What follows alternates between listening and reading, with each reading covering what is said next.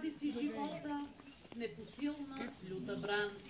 Можеше да бъдеш ти, царски щаб с еполети, но се отзова без страх на славянски комитети.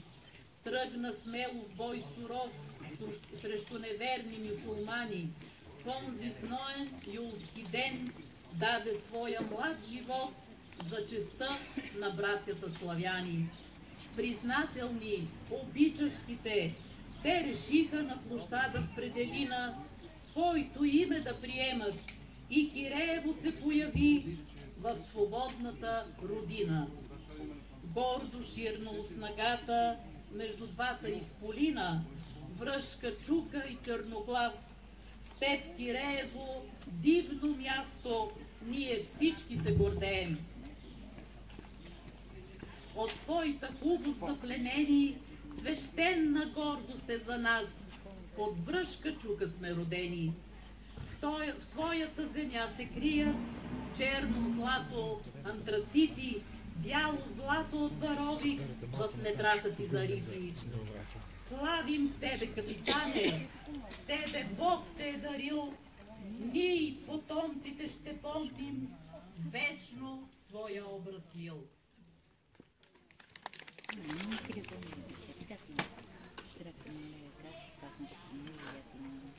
Времето тече и годините отминават, но не заличават подвига на капитана в битката за свободата на поробени славяни от неверни мюсюлмани. В тази българска земя, между Чуката и Стара планина. Капитане, капитане, наш патрон-герой, що остави царските палати и пристигна от Москва в робската земя. В разгара на борбата ти положи си главата. В Китно село, в полите на Балкана, ние паметник ти построихме, цветя там посадихме. Твоето име с гордост носим и киреевчини се ни изовем.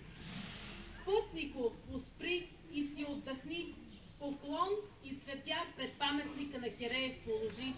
Нека мир да бъде на праха му, нека да е светла паметта му. Уважаеми дами и господа, скъпи съселяни, драги гости!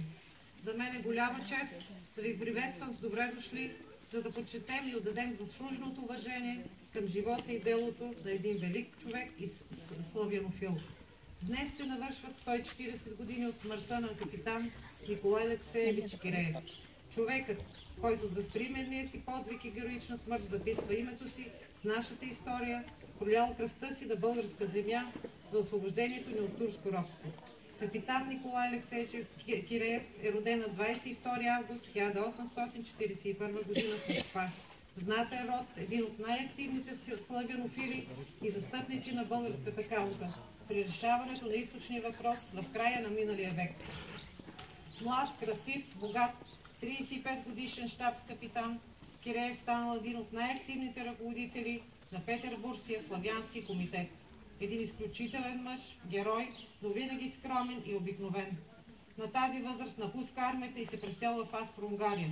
Още като офицер, конния полк на руската императрица се запознава с българина Иван Кашилевски. Слушайки за страданията на българите и зверствата на турците, Киреев се ангажира горещо за славяно-българската кауза.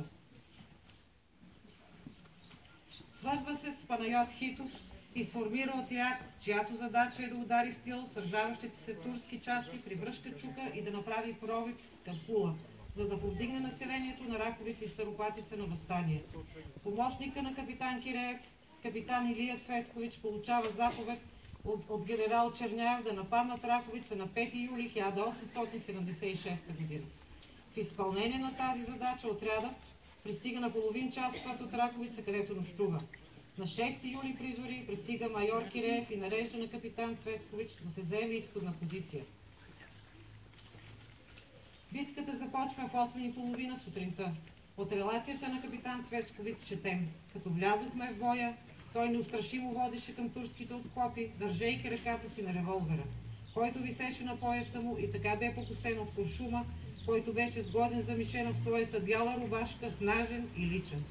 турците веднага сграбиха неговото тяло и го отнесоха.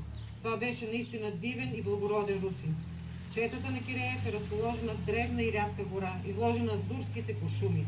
Виждайки това, Панайот Хитов пише: докато един куршум удари над главата му и пресече няколко клончета на дървото, което беше до него, Киреев се наведе, взе отсечените от куршумите клончета и ги затъкна над ухото си, над което беше нахлупил сръбска майорска шапка.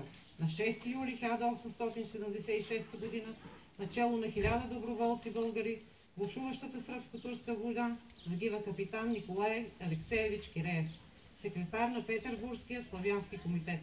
Загива в открито сражение сред озрелите жита край село Раковиц, покосен от 5 куршума.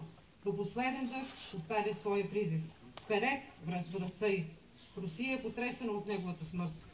Гръмват в скръвен набат камбаните на хиляди православни храмове. Екват упокойни молитви. През 1882 година братът на майор Киреев Александър посещава лобното място и заедно с видинския митрополит, а след това патриарх Антим I пренасят костите до стените на Раковишкия манастир. На връщане за Видин минават пред село Перделина, където по желание на населените след водосвет и освещаване от Антим I, присъствие на братът Александър, това село получава името Киреево на 22 септември 1882 година. Дълбок поклон и вечна памет под подвига на нашия патрон и герой. С едноминутно мълчание да почетем пътята на всички загинали за нашата свобода.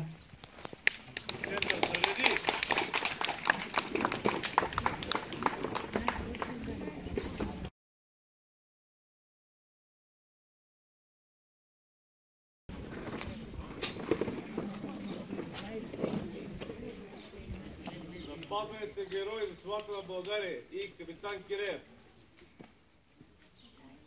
Огън!